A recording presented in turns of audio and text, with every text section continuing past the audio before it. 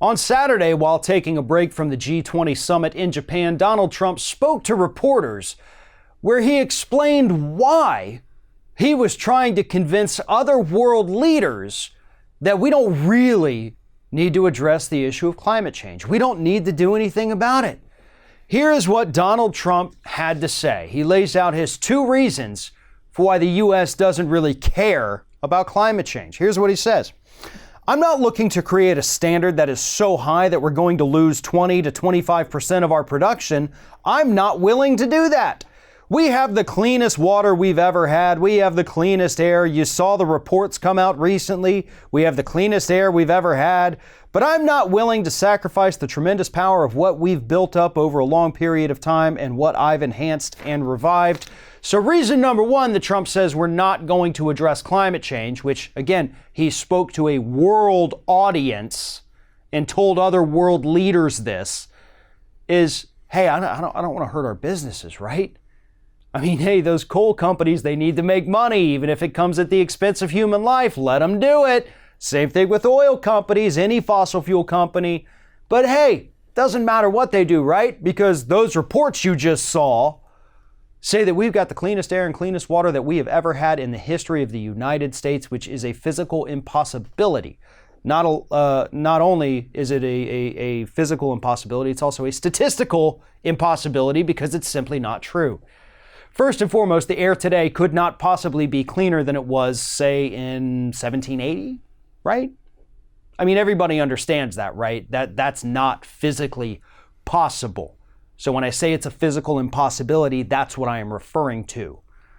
But let's talk about the numbers, right? Let's talk about the fact that the United States in at least smog quality ranks, 123 out of 195 countries.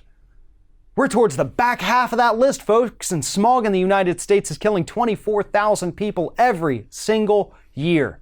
And that's what Donald Trump calls the cleanest air we've ever had. Water quality better than ever?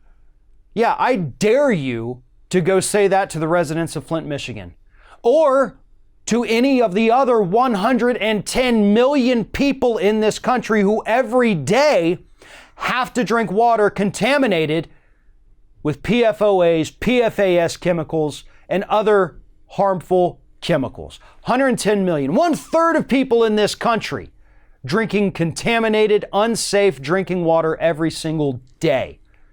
Things are worse than ever in those two arenas, air pollution and water quality. And yet Trump repeatedly tells everybody that, nope, it's cleaner than it's ever been. Why?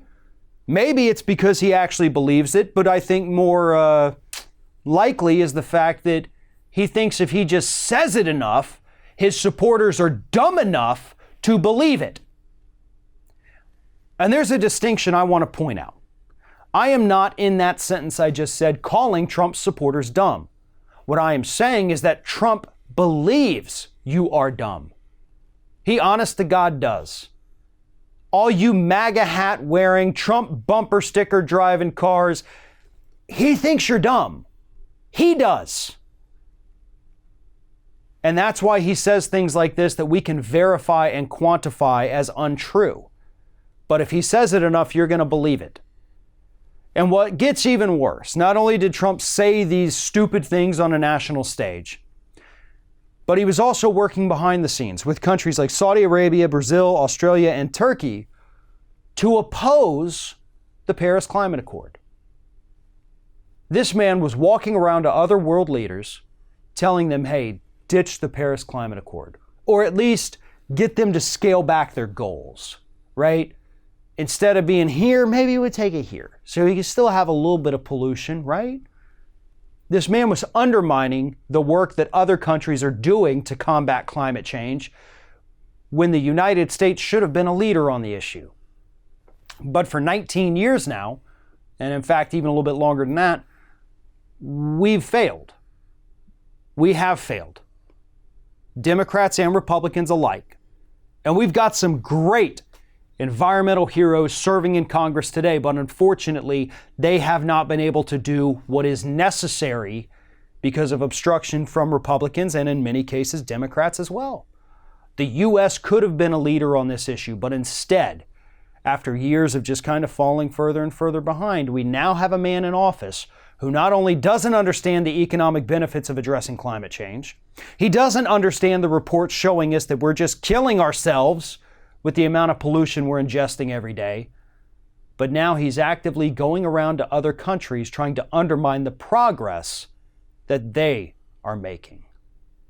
Thanks for watching, everybody, and don't forget, if you like what you see here, like, comment, share, and subscribe to our channel. And now you can also become a member of Ring of Fire and get exclusive early access to certain Ring of Fire videos all throughout the week. Just click on the little join button right below the video.